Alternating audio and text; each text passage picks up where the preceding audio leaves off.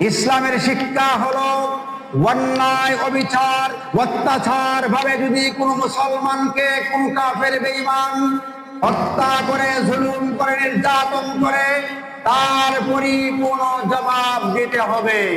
এতে যদি সকল মুসলমানের প্রাণ যায় যাক, তবু এই মুসলমানের হত্যার বদলা প্রতিশোধ নিব, নতুবা এটা কাফের বেঈমানরা রাস্তা পেয়ে যাবে, আবার আরেকজন মুসলমানকে হত্যা করবে, আরেকবার আরেকজনকে করবে, আবার আরেকজনকে করবে।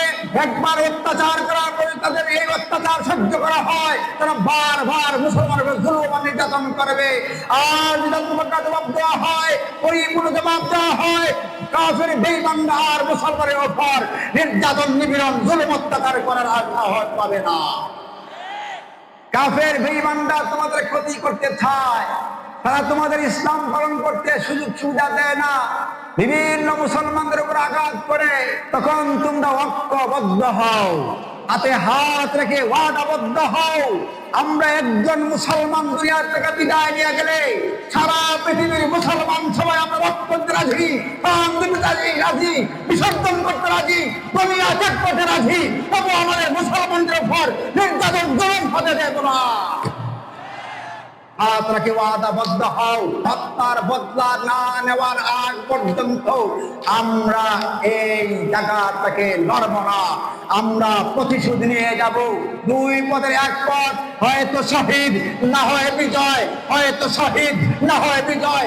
আল্লাহ নবী সাহাবায়ে কেরামকে দ্বিতীয় শিক্ষা দিয়েছেন, তোমরা একে অন্যের হাতে হাত রেখে বায়াত গ্রহণ করো, ওয়াদাবদ্ধ হও। আমরা অক্ষ কোন কাফের বেঈমান কোন শত্রু কোন মুসলমানের জানের মালের ইজ্জতের উপর আক্রমণ করতে পারবে না। আর যদি ইজ্জতের উপর আক্রমণ করে আমরা তার দাঁত ভাঙা জবাব দেব। সাহাবায়ে কেরাম সত্যি সত্যি ওয়াদাবদ্ধ হয়েছেন, হাতে হাত রেখে ওয়াদাবদ্ধ হয়েছেন। ওয়াদাবদ্ধ হওয়ার পর দেখা যায় কাফের বেঈমানরা মুসলমানদের প্রতি ভয় ভীতি সৃষ্টি হয়ে গেল। মুসলমানদের সামনে ষড়যন্ত্র নিয়ে আসতে পারে নাই, চক্রান্ত নিয়ে আসতে পারে নাই, অস্ত্র নিয়ে আসার সাহস পায় নাই, যুদ্ধ করার সাহস পায় নাই। যেখানে যুদ্ধ সেখানে পরাজয়, যেখানে যুদ্ধ সেখানে পরাজয়, যেখানে যুদ্ধ সেখানে পরাজয়। আমার বিশ্বাস যদি মুসলমান ঐক্যবদ্ধ হয়ে যায়, কাফের বেঈমানরা কোন মুসলমান কোন ইসলামের কোন দেশের ক্ষতি করতে পারবে না, ক্ষতি করতে পারবে না। সাহাবায়ে কেরাম ঐক্যবদ্ধ হওয়ার পরে মক্কার কাফেরদের বিচে লড়ছে। আগে মুসিবতা মক্কার এরিয়ার ভিতরে হেরেম শরীফের ভিতরে একজন ঢুকতে দেওয়া হবে। মুসলমান যখন ঐক্য হয়ে গেল, হাতে হাত রেখে ওয়াদাবদ্ধ হয়ে গেল, যুদ্ধের জন্য প্রস্তুত, মরার জন্য প্রস্তুত, তখন কাফের বেঈমানদের পক্ষ থেকে প্রস্তাব আসলো, একটা সন্ধি করিলাই, একটা সন্ধি করিলাই, আপোস নামা। নবী যখন এটা তো আমরা চাই। দেখেন ওয়াদাবদ্ধ হওয়ার পরে, ঐক্য হওয়ার পরে কাফের বেঈমানদের প্রাণবল লড়ছে, এখন আপোস নামা।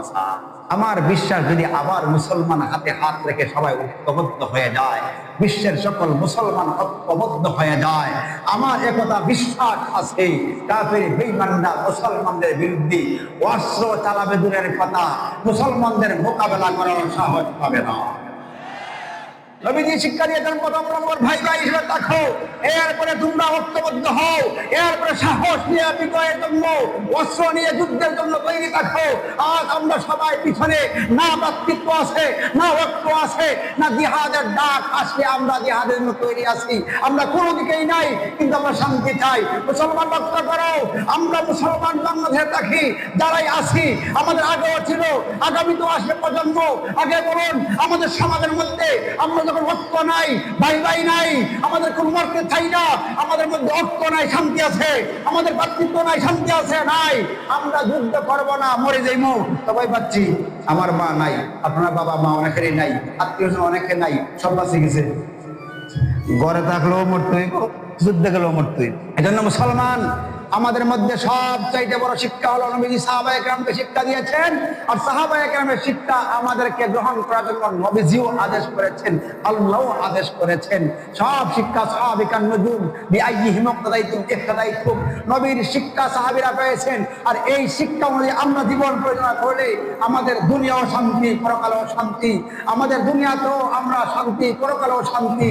অশান্তি দূর হয়ে যাবে সবগুলো, পরিস্থিতি আমরা কোন জায়গায় আছি, না আপসের মধ্যে বাই বাই, না পরস্পরের মধ্যে অক্ষ, না আমাদের মধ্যে যুদ্ধের জন্য তৈরি।